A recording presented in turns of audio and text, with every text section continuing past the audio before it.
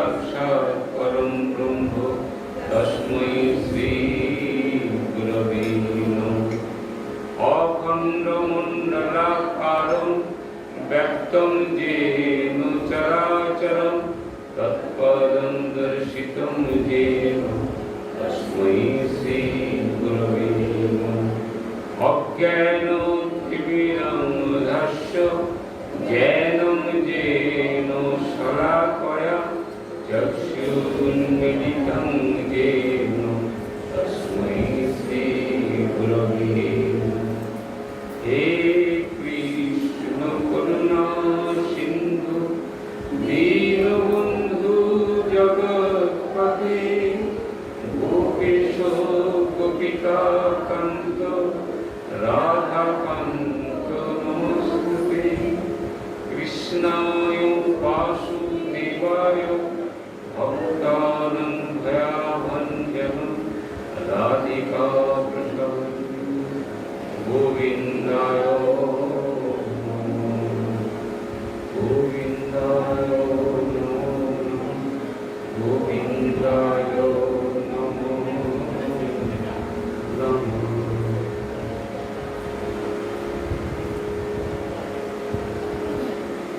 বৈশাখ মাসের কৃষ্ণপক্ষীয় বরুথিনী একাদশী আজ, তাই তো? হ্যাঁ, বুঝলাম না, কিন্তু বৈশাখ মাসের একাদশীর কথাই কিন্তু বলা হয়েছে। বৈশাখ মাস হয়নি, আজকে কালকে না পরশু দিন বৈশাখ মাস শুরু।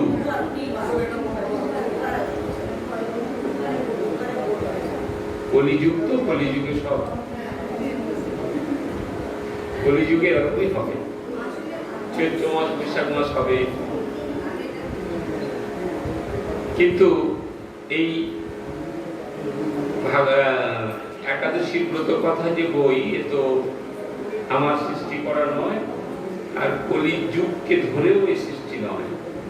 কারণ একাদশী তিথি ত্রেতা যুগেও ছিল, সত্য যুগেও ছিল, দাপর যুগেও ছিল, আর কলিযুগে তো আছেই। তাই কোনো এক সময় বৈশাখ মাসেই এই শুক্লপক্ষীয় কৃষ্ণপক্ষীয় একাদশী বরুথিনী নামেই ছিল।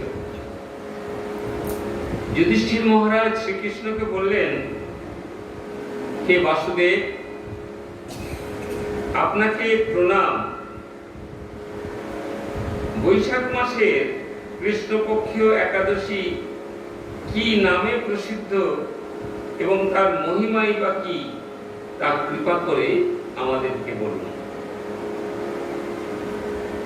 শ্রীকৃষ্ণ বললেন, হে রাজন, ইহলোক ও পরলোকে বৈশাখ মাসের কৃষ্ণপক্ষীয় একাদশী বরুথিনী নামে বিখ্যাত। কি বলল শুনলেন? হে রাজন, ইহলোকে অথবা পরলোকে, আমরা ইহলোক তবু বুঝি কারণ আমরা জাগতিক জগতের মানুষ তো, কিন্তু পরলোকেও একাদশী হয় এটা কিন্তু বইতেই শুনতে পাচ্ছি, আসলে দেখবো কিনা জানিও না, কারণ আমাদের তো ওই কথা মনেই নেই। কেউ কেউ বলে পুনর্জন্ম হয়, ভাগবত বলছে, গীতা বলছে, বারবার তোমাকে আসতে হবে, কিন্তু আমরা অনেকেই মানি না, বুঝতে চাই না। কিন্তু এই একাদশী ব্রত কথাতে বলছে ইহলোকেও একাদশী আছে, পরলোকেও একাদশী আছে। ইহলোকে আর পরলোকের এই বৈশাখ মাসের কৃষ্ণপক্ষীয় একাদশী বরুথিনী নামে বিখ্যাত। এই ব্রত পালনে সর্বদা সুখ লাভ হয় এবং পাপ ক্ষয় ও সৌভাগ্য প্রাপ্তি ঘটে। 15 দিনে যা পাপ করেছি, প্রতিবারই বলি, আবারও বলছি, 15 দিনে যা পাঠ করেছি গোবিন্দকে জানানো, গোবিন্দ আজকে একাদশী করেছি, এই 15 দিনে পাপ যা করেছি তা ক্ষয় করে দাও। সেই কারণেই তো আমরা একাদশী করি। দেখুন কেউ কেউ ভয়েতেও করে। ভয় করে কেন? বাবা যা পাপ করছি যদি একটু পূর্ণ হয়। ভক্তিতে করে খুব কম, ভক্তিতে করে কম, ভয়েতে করে বেশি। এখন যদি ডাক্তারবাবু বলে দেয় যে কাল সকালবেলাতে সকালে উঠে জল খাবেন আর সারাদিন কিছু খাওয়া যাবে না, পরের দিন সকালবেলায় আমি ওষুধ দেব বা আমি দেখবো, তারপরে খাওয়া শুরু হবে, এরকম যদি মানেন তাহলে কিন্তু আপনার বাঁচার চান্স আছে। তাহলে কিন্তু মারা যাবে। তখন দেখবেন আমরা না খেয়েও কষ্ট করে বেঁচে থাকা এমন একটা আশা যে না খেয়েও বসে থাকবো, কারণ আমাকে বাঁচতে হবে, সেদিন কি খাবোই। ভগবান ঠিক বলছেন যদি একাদশী পালন করো তাহলে আমি তোমার জীবনে অনেক কিছু বহন করব, কারণ তিনি তো নিজেই বলেছেন ভক্তের বোঝা আমি বই। এই ব্রত পালনে সর্বদা সুখ লাভ হয় এবং পাপ হয়, সৌভাগ্য প্রাপ্তি ঘটে। দুর্ভাগা স্ত্রী লোক এই ব্রত পালনে সর্ব সৌভাগ্য লাভ করে থাকে। যারা দুর্ভাগা স্ত্রী তো আছেই, কারণ অনেকেই আছে যারা স্বামীর কথা শোনে না, নিজের মনের মতো ইচ্ছা মতো চলে, তাদের জন্য বলছে, সবার জন্য নয়। ভক্তি ও মুক্তি প্রদানকারী এই ব্রত সর্ব পাপ হরণ করে এবং গর্ভবাস যন্ত্রণা বিনাশ করে। যারা গর্ভবতী হয় সেই মায়ের যন্ত্রণাও এই একাদশী পালন করলে তার পূর্ণ হয়, তার যে কষ্ট সেটা লাঘব হয়। এই ব্রতের প্রভাবে মানধাতা, ধুমধুমার আদি রাজারা দিব্যধাম লাভ করেছেন। এমনকি মহাদেব শিব এই ব্রত পালন করেছিলেন। আজকে দেখুন এমন একটা দিন যোগ পড়ে গেছে যে শিবও কিন্তু এই ব্রত পালন করছেন। সকালবেলায় বেল খেয়েছে, একটু বেলায় কাঁচা আম খেয়েছে, তারপর থেকে আর কিছু খায়। তিনিও কিন্তু ফল খেয়ে ফলাহারে রয়েছে। এটা আপনারাই বলছেন, আমি বলিনি। সে কথা ভাগবত আমাদের এই একাদশী ব্রত কথাতে বলছে যে ভগবান শিব এই ব্রত পালন করেন। এমন একটা দিন পড়েছে যে আমরা কিন্তু চাক্ষুষ প্রমাণও পেলাম যে শিব করে। আজকে সব মায়েরা তো এমনি এমনি ব্রত পালন করছে, যারা করে না তারাও কিন্তু আজকে করছে, ঠিক না? তাহলে একাদশী হয়ে গেল অজান্তে। দেখুন আজকে কিন্তু তার ইচ্ছা ছিল না, একাদশী আমি করি না। কেউ কেউ তো এটাও জানে যে যারা সদবা তাদের নাকি একাদশী করতেই নেই।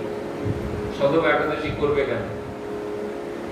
ছোটবেলায় আমি শুনেছি যারা সদবা তারা আজকের দিনে বেশ করে মাছ টাছ দিয়ে ভাত খাবে, কারণ সদবাদের খেতে হয়।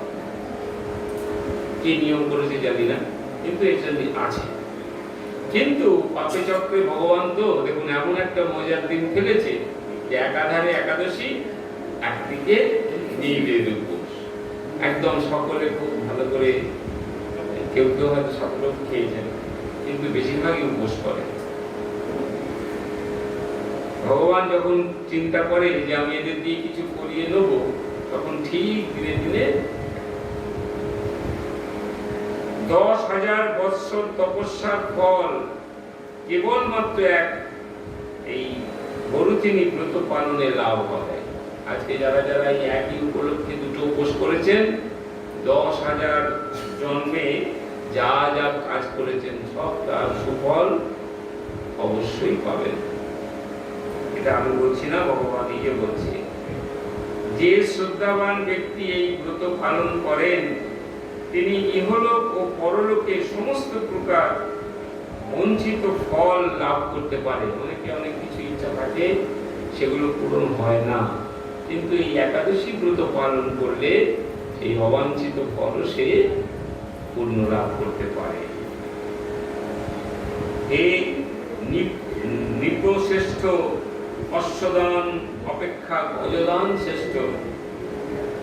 অশ্বদান অপেক্ষায় গজদান শ্রেষ্ঠ, মানে ঘোড়া দান করলে তার থেকেও ভালো হাতি দান করা। গজদান থেকে শ্রেষ্ঠ ভূমি দান করা, তা থেকে শ্রেষ্ঠ তিল দান করা, তিল দান থেকে শ্রেষ্ঠ স্বর্ণ দান করা, এবং তা অপেক্ষায় তার থেকেও বড় শ্রেষ্ঠ দান হচ্ছে অন্নদান করা।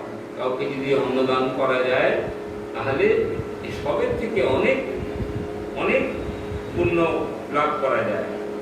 অন্নদানের মতো শ্রেষ্ঠ দান আর পৃথিবীতে কিছু নেই। পিতৃলোক, দেবলোক ও মানুষেরা অন্নদানে পরিতৃপ্ত হন।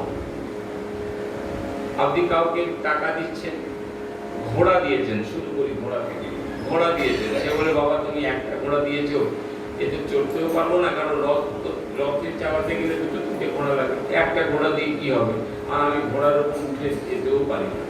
তাই ঘোড়া যে খুব একটা ভালো হলো তা মানে দান পেয়েছি বটে, কিন্তু খুব একটা লাভ হয়।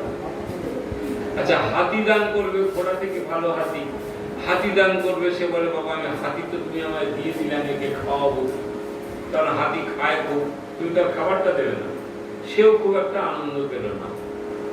হাতি দান করলেন, হাতিতেও কিন্তু খুব একটা আনন্দ কান পেল না। আচ্ছা, ভূমি দান করলেন, এইটুকু জায়গা ভূমি দান করেছেন, যে বাবা তোমার কাছে এই ভূমি দান করলেন, বলে এইটুকু জায়গা, এটা বড় সড়ো না হলে ধান চাষ করবো কোথায়, খাবো কি, ও দেয়া না দেয়া সমান, তার মানে তৃপ্তি হয়নি। ওই জন্য বলছে, এরপরে কিন্তু বলেছে যে তিল দান করা। তিল কিন্তু অনেকগুলো যদি দিয়ে দেয়, আপনি কি তিল বসলে খাবেন? খাওয়া যায়। তাহলে সর্বশ্রেষ্ঠ দান বলছে কোনটা না, অন্ন দান করা।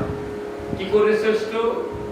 আপনি কাউকে নিমন্ত্রণ দিয়েছেন, আপনি কাউকে নিমন্ত্রণ দিয়েছেন, তাকে বললেন বাবা তুমি যতক্ষণ পারো বসে বসে খাও, এই 10 রকম তোমাকে ব্যঞ্জন দিলাম, এই তরকারি মিষ্টি এটা সেটা সব কিছু দিলাম, সব কিন্তু তুমি বসে বসে খাও, আর প্রয়োজন পড়লে আবার দেবো। আপনি অনেক রান্না করেছেন, তাকে সেবা দেবেন। এবার তিনি খেতে খেতে খেতে খেতে যখন তার একবারে পরিতৃপ্ত হয়ে যাবে, তখন সে বলবে কি, আর আমাদের চাই না, না মা আর একদম আমি খুব খুশি হয়েছি। আরে এই সব দানের কিন্তু কোথাও খুশি হয়নি, যতগুলো দান করেছেন কোথাও যে গ্রহীতা সে কোথাও খুশি হয়নি, একমাত্র অন্নদানে গিয়ে সে বলেছে আর পারবো না, আর পারবো না, খুব খুশি হয়েছে আমি একেবারে। তাই বলছে সব দানের থেকে অন্নদানের মতো শ্রেষ্ঠ দান আর কিছু নেই। পিতৃলোক, দেবলোক ও মানুষেরা অন্নদানে ভীষণ পরিতৃপ্ত হন। যে কথা বললাম সেটা আবার বলছেন যে অন্নদানে ভীষণ তৃপ্তি পান। স্বয়ং ভগবান গোদানকে অন্নদানের সমান বলেছেন। তুমি একটা অন্নদান করা আর গোদান করা সমান। আবার এই সমস্ত প্রকার দান থেকেও বিদ্যাদান শ্রেষ্ঠ। মাস্টারমশাইরা যারা আমাদেরকে বিদ্যা দান করেন, যাদের কাছে আমরা লেখাপড়া শিখেছি, যারা শেখান, তারা কিন্তু সত্যি এর থেকে অনেক বড় দান। কারণ এখন তো ব্যবসা হয়ে গেছে, মাস্টারমশাই পড়ায়, টাকা না দিলে পড়াবে না, সব ছাত্রকে পড়ায় না। আগেকার দিনে কি এরকম ছিল? তা যদি থাকতো তাহলে এই গুরুকুলে সব কেউ গিয়ে ভর্তি হতো না, তখন গুরুকুল ছিল, গুরুদেবের কাছে যেত, তিনি প্রধান শিক্ষক, তিনি শেখাবেন। আর ভাষাও এই বাংলা ভাষা এত পরিষ্কার ছিল না, সংস্কৃত ভাষায় সবকিছু লেখাপড়া হতো। তাই গুরুকুলে গেলে সেই বিদ্যাদানের কথা বলছে, বিদ্যাদান এর থেকেও বড় দান। এই সমস্ত দানের সমান যা কিছু হয় সেটা হচ্ছে, যদি কিছু থাকে তাহলে পাপমতী যেসব মানুষ কন্যার উপার্জিত অর্থে জীবন ধারণ করে, পূর্ণক্ষয় তাদের নরক যন্ত্রণা ভোগ করতে হয়। এখানে কিন্তু একটা খুব বড় কথা বলেছেন, সেটা হচ্ছে যে কোনো সংসারে ধরুন মেয়ের ইনকামে যদি তার সংসার চলে তাহলে সেটা অপরাধ। ভাগবত বলছি, আমি বলছি না। অপরাধ কেন না, মেয়ে কন্যা হচ্ছে আপনি তাকে দান করবেন, কন্যা দান থেকে সব থেকে বড় দান আর পৃথিবীতে কিছু নেই। আমরা নিজের মেয়েকেও যদি কোনো সুপাত্রের হাতে দান করা যায় সেটাও কিন্তু খুব বড় পুণ্যের ফল। সেইখানে বলছে সেই কন্যার উপার্জনে যদি আপনি মনে করুন তাকে বিয়েটা দিলেন না, তার সংসার করে দিলেন না, কেন না সে আমার ইনকাম করে খাওয়াচ্ছে, বাবা আমার এই ছেলের কাজ করছে। অনেকে বলে রাখেন না, এটা কলিযুগেই বলে, আগেকার যুগে ছিল না। সত্য যুগে কোনো মেয়ে চাকরি করেছে শুনেছেন? তাহলে তো রাম সীতা চাকরি করতে চলে যেত, সীতা চাকরি করতে নাকি ছিল না। দাপর যুগেও ছিল না, কারণ রাধারানী কোনোদিন চাকরি করেননি, তিনি শুধু কৃষ্ণের জন্য কেঁদেছেন। কলিযুগে এখন এসেছে, ছেলে বাবা বলছে আমার ছেলেটা মেয়েটা এখন একেবারে ছেলের কাজ করছে, জানো ও যদি না থাকতো আমার সংসারটা একেবারে অচল হয়ে যেত। মেয়েও চিন্তা করছে আমি সংসার করবো না, বিয়েটা করবো না, আমি আমার বাবাকে দেখবো, সারা জীবন বাবার সঙ্গে এই সংসার চালাবো। এটা আমাদের ভাগবতে বলছে অপরাধ, অবশ্যই অপরাধ। তাহলে কি করতে হবে? তাহলে মেয়ে কি চাকরি করবে না? না, করুক, সে তার উপার্জনে তার পয়সা সে রাখবে, আমি তার পয়সার উপর ভিত্তি করে কিছু করবো বা আমার সংসার চালাবো, সে ইনকাম করতেই পারে। কারণ তার নিজের একটা ভবিষ্যৎ আছে। সে যদি কোনোদিন সংসার করে তাহলে সেই সংসারে গিয়ে সে সেই টাকা দিয়ে কিছু করবে, সেটা কিন্তু খুব ভালো কথা। কিন্তু সেই পয়সায় আমার সংসার চলবে মানে পিতা মাতা পালিত হবে, সেটা মানা করেছে। তাই কখনো কন্যার উপার্জন অর্থে গ্রহণ করা উচিত নয়। যে ব্যক্তি বিভিন্ন স্বর্ণ অলঙ্কার সহ কন্যা দান করে তার পুণ্যের হিসেব স্বয়ং চিত্রগুপ্ত করতে পারে না। যে ব্যক্তি তার কন্যাকে সুপাত্রে দান করে স্বর্ণ অলঙ্কার সব দিয়ে, তার এত পুণ্য হয় যে সে কথা চিত্রগুপ্ত লিখতে পারে না। কিন্তু এই সব কিছুর পরেও যদি কোনো পুণ্য থেকে থাকে, সেটা হচ্ছে এই বরুতিনী ব্রত পালনকারী কন্যাদান থেকেও অতিরিক্ত ফল দান করে। আজকে যারা যারা অজান্তে ওই একটা সঙ্গে আরেকটা মিলিয়ে ফেলে একাদশী করে ফেলেছেন, যদি কোন রকম রাত্রি জাগরণ করতে পারেন একেবারে 100-তে 100, কোনো চিন্তা নেই, পাবেনই পাবেন। ব্রতকারী ব্যক্তি দশমীর দিন কাঁসার পাত্রে ভোজন, মাংস, মসুর ডাল, ছোলা, শাক, মধু, অন্যের প্রদত্ত অন্ন গ্রহণ করা, দুবার আহার ও কোন নেশা জাতীয় দ্রব্য, দিবা নিদ্রা, পরনিন্দা, চর্চা। আগে কিন্তু কেউ কারো কানে কাছে কিছু বলবেন না, পরনিন্দা। চকলেট দিদি সবই শুরু করেছিল, ওদের বাড়ি যেন কি যেন হয়েছিল। পরনিন্দা, পরচর্চা একদম চলবে না আজকের দিনে, খুব অপরাধ। হ্যাঁ, যা করেছো সব কিন্তু নষ্ট হয়ে যাবে। তারপরে চুরি, হিংসা, কেউ যেন জুতো পুতো নিয়ে চলে যাবেন না, অপরাধ। এইসব এই রাজন এই বিধি অনুসারে বরুতিনী ব্রত পালন করলে সকল প্রকার পাপের বিনাশ হয় এবং অক্ষয় গতি লাভ হয়। যিনি হরিবাসরে রাত্রি জাগরণ করে ভগবান জনার্দনের পুজো করবেন, তিনি সর্বপাপ ও মুক্তি হয়ে পরম গতি লাভ করবেন।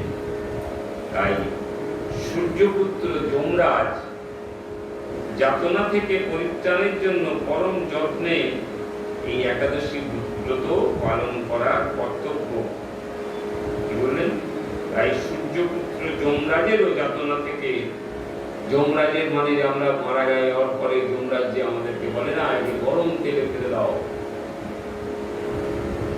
নাহলে কি করে জানেন, সেই একটা বড় লোহার রড একবারে ফোড়ো ফোড় করে তাতে ভালো করে বাঁধা হবে, আমাকে বেঁধে নিচে আগুন জ্বলবে। আচ্ছা তোমাকে বাঁধবে দিদি, ভালো করে বেঁধে আর এই আস্তে আস্তে আস্তে আস্তে নিচে আগুন জ্বলবে, নিচে আগুন জ্বলবে, নিচে আগুন জ্বলবে আর তাকে ওই আস্তে আস্তে ঘোরাবে, খুব জোরে নয়, মানে যেন শাঁকা শাঁকা ভাজা ভাজা মতো হয়, কিন্তু প্রাণ থাকবে, মারা যাওয়ার পরে না, প্রাণ থাকবে। 28 রকমের অত্যাচার হয় যমরাজের কাছে, যা শুনলে ভালো মানুষ চমকে যাবে, কারণ এক পাপ কর্মের জন্য এক এক রকমের এক এক পথ। ধরুন কেউ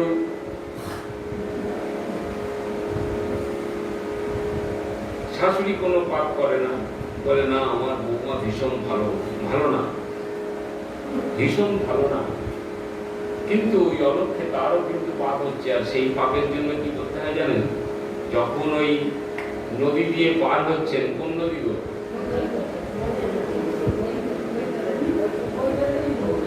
গরুর ল্যাজ ধরে পার হচ্ছেন, তখন কিন্তু ওই পায়ের নিচেতে, মানে জলেতে, ওপর দিয়ে দেখতে পাবেন না, জলেতে হাজার রকমের পোকামাকড় আছে।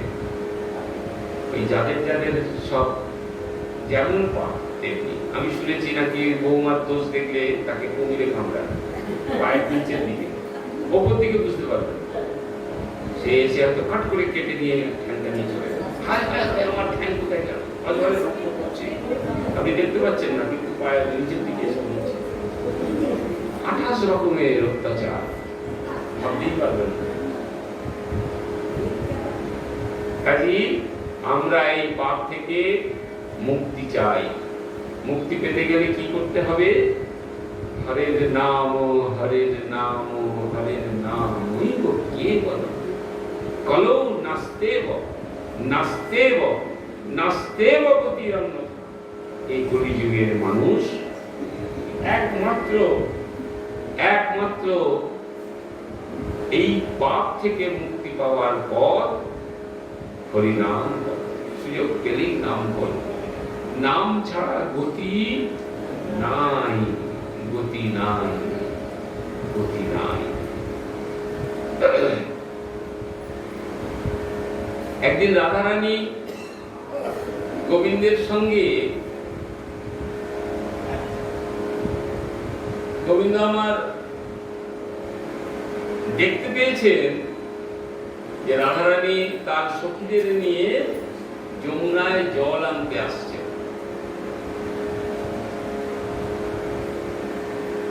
তা সেই ইশারা করে না, ইশারা, কারণ একজন অপরকে ভালোবাসে, তো এখন সখীদের সামনে গিয়ে যদি বলে যে তোমার সঙ্গে আমার কিন্তু গোপনে একটু দেখা করার ইচ্ছা, তাহলে সব সখীরা জেনে যাবে। তাই তিনি কি করেছেন, মাথায় হাত দিয়ে ইশারা করেছেন। আগেকার দিনে ছিল, এই কিছুদিন আগেও শুনেছি, ছিল না? যেতে যেতে দেখা হয়েছে,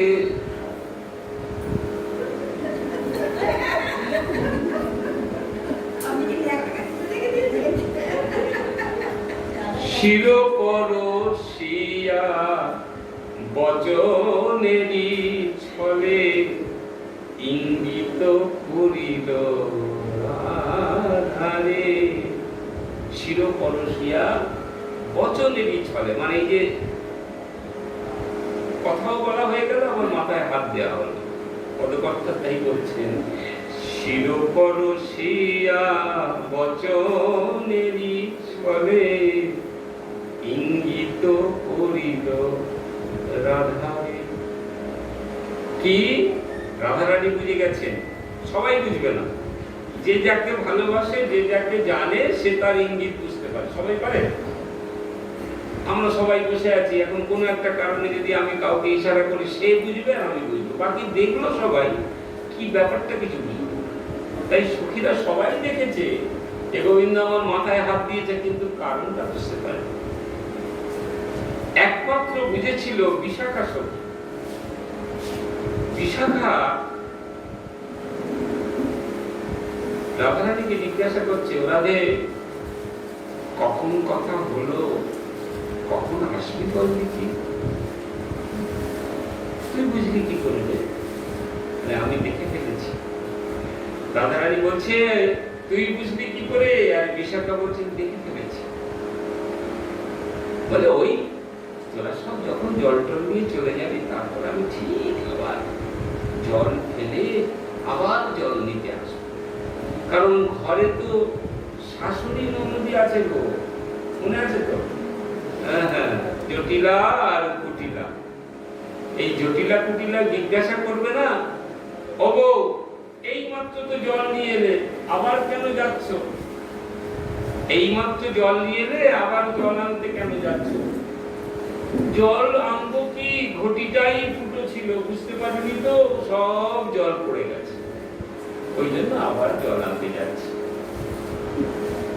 যখনকার কথা বলছি, দাপর যুগে টিউবওয়েলের ব্যবস্থা ছিল না, ঘরে ঘরে টিউবওয়েল ছিল না, ওই একমাত্র নদীর জল অথবা বড় বড় কুয়া ছিল, ওই কুয়ার জল।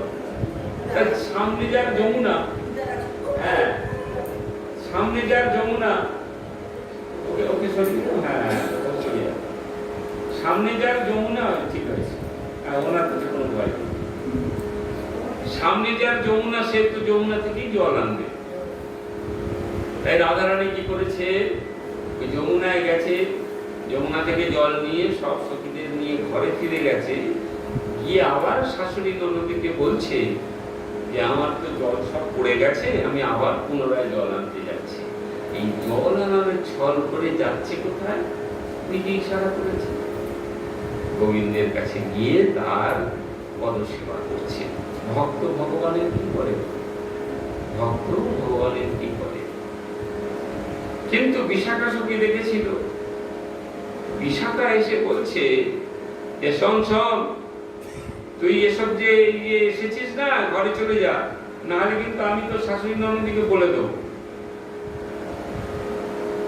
মস্করা করছে সব সখী, তো আমি শাশুড়ি ননদীকে বলে দেবো, তুই যা যা, ঘরে চলে যা। রাধারানী ভীষণ ক্ষোভে সঙ্গে সঙ্গে অভিশাপ দিল, শোন বিশাখা, তুই আজ আমাকে আমার এই গোবিন্দের সেবা থেকে বিচ্যুত করছিস, তো একদিন এর জন্য তোকে শাস্তি পেতে হবে।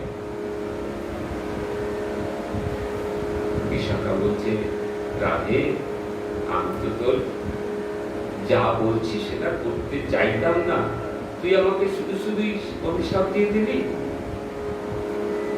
রাধারানী ওই যে গোবিন্দের বিষয় একদম মজে ছিল, তো সঙ্গে সঙ্গে আবার নিজের পুনরায় সেই জ্ঞানে ফিরে আসতেই বলছে, ও আমি ভুল করলাম না, শোন শোন শোন, না না আমি যা বলেছি এটা কিছু ভাবিস না রে। আমি বলি, বলে যখন দিয়েছি অভিশাপ তো তোকে পেতেই হবে, তবে এটা করিস, যেদিন পুনরায় আবার কলিযুগে আমি আর আমার গোবিন্দ একই দেহে কলিযুগে লীলাতে যাব, সেদিন তুই রায় রামানন্দ হয়ে জন্ম নিস,